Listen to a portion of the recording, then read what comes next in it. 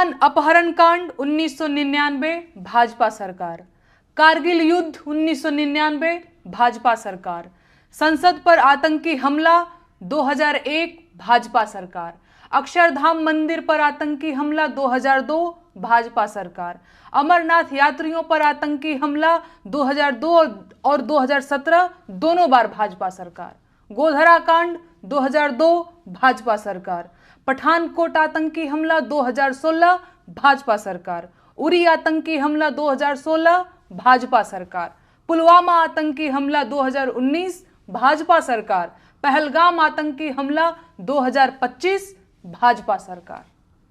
देश में अब तक के सारे बड़े आतंकी हमले भाजपा की सरकार में हुए हैं और भाजपा की सरकार आते ही देश और देशवासी सभी खतरे में आ जाते हैं।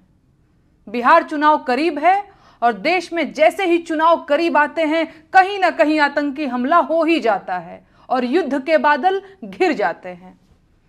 पहलगाम हमले के बाद से ही सरकारी कवियों ने पाकिस्तान के खिलाफ मोर्चा खोल दिया है और वीर रस की कविताएं पढ़ना शुरू कर चुके हैं। अब इन्हें पाकिस्तानियों के कटे हुए सिर चाहिए। ठीक है, तो कौन जाएगा पाकिस्तानियों के सिर काटने? ये कवि जाएंगे या भाजपा के नेता जाएंगे या अंधभक्तों के भगवान खुद पाकिस्तान जाएंगे सिर काटने? दरअसल इनमें से कोई नहीं जाएगा। अगर युद्ध हुआ तो देश के गरीब किसानों के बेटे जो फौज में सिपाही बनकर भर्ती हुए हैं वो आगे भेजे जाएंगे। वो गरीब किसान जिनका बैंक का कर्ज अभी तक सिर पर लदा हुआ है, जिनका ट्रैक्टर जब्त करने के लिए बैंक वाले रोज द्वार पर चक्कर लगाते हैं, उनके जवान बेटों को ये भाजपाई कवि युद्ध में भेजने की मांग कर रहे हैं।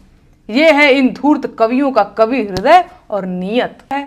चुनाव जीतने के लिए युद्ध की घोषणा करनी पड़ी तो ये वो भी कर देंगे। इनके अपने बेटे तो फौज में हैं नहीं, इनके अपने बेटे तो विधायक, सांसद और बीसीसीआई का सचिव बनने के लिए हैं, लेकिन लड़ाइयों में झोंकने और गोली खाने के लिए तो किसानों के बच्चे हैं, ताकि देश में राष्ट्रवाद का बयार चले और इन्हें वोट मिले। संसाधन देश के खर्च होंगे, बेटे किसानों के मारे जाएंगे। ये है युद्ध की असलियत और इसीलिए इन नेताओं और उनके चापलूसों को युद्ध की जल्दी है। जब भी चुनाव करीब होते हैं और सरकारों की हालत खराब होती है तो पड़ोसी देशों से युद्ध और तकरार को चुनाव जीतने के लिए हुक्म के इक्के की तरह उपयोग किया जाता है। इसीलिए भाजपा के नेता और उनके चापलूस पूरी ताकत लगा रहे हैं कि किसी भी तरह से पाकिस्तान के साथ युद्ध शुरू हो जाए। लेकिन कोई माई का लाल ये नहीं पूछ रहा है कि कश्मीर जैसी संवेदनशील जगह पर 2000 पर्यटकों की सुरक्षा के लिए एक भी सुरक्षा कर्मी मौजूद क्यों नहीं था। हमला आतंकियों ने किया है तो आतंकियों को चुन चुन कर मारिए, लेकिन आतंकियों को मारने की बजाय पाकिस्तान से युद्ध ठान लेना देश के हजारों सैनिकों की जान जोखिम में डालना है। जिस क्रूर आतंकी हमले को वजह बताकर पाकिस्तान से युद्ध करने की बात की जा रही है, उस आतंकी हमले में किसी भाजपा के मंत्री ने अपनी चूक क्यों नहीं मानी? देश के गृह मंत्री ने अपना इस्तीफा क्यों नहीं लिखा? और प्रधानमंत्री को हमले के तुरंत बाद आतंकियों को धमकाने के लिए बिहार में रैली करने की क्या जरूरत पड़ गई?